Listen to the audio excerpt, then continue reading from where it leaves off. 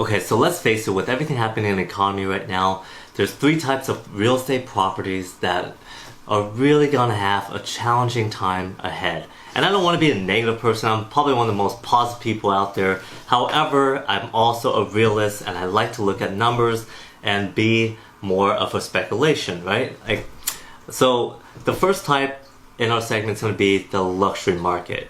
And I know some people might not like to hear that if they're in the luxury market, but the reality is it's real, right? If there's more people that's able to buy, let's say, a car like a Toyota Corolla versus a Lamborghini Aventador or a Ferrari 488. There's just less people that's able to buy it versus the other starter car, right?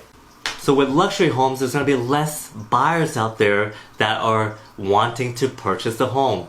And let's face it, like most people who didn't inherit the money, for them to be ultra successful and be able to purchase their ultra luxury homes that's in the millions, they were business savvy or fundamentally pretty smart with their money to get there, right? So right now with all the things that's happening, they're probably thinking, okay, what is the right investment? Should I wait patiently? Should I figure out new strategies?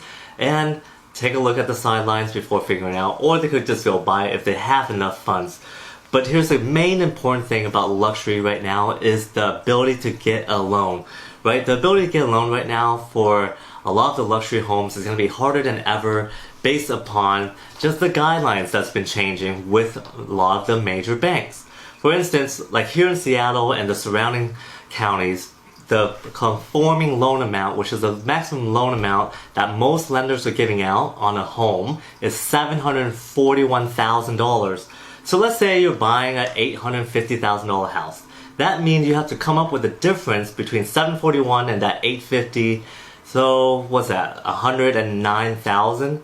So if you're buying a $900,000 home and minus $741,000, you're coming up with $159,000 for the down payment in order for the bank to give you that $741,000 and you coming up with a difference to purchase this house.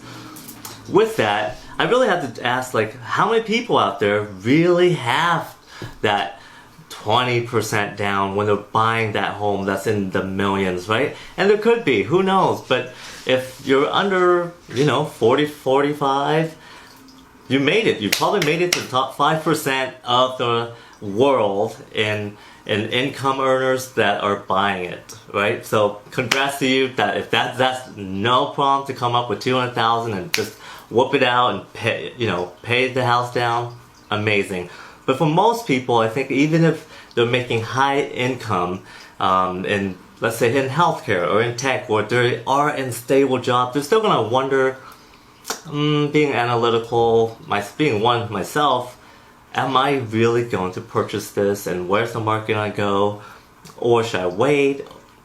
So those factors are really gonna come play in regards to the luxury market. So that's the first that I think that's going to really get hit with the time moving forward. However, if everything goes back to normal, we'll be just fine, and banks could loosen up their guidelines and let it go back to normal. But that's really something that is in the projected future right now. So I hope that's helped. We'll have the second type of property that I think that realistically is going to get affected with this market in our next video. Alright guys.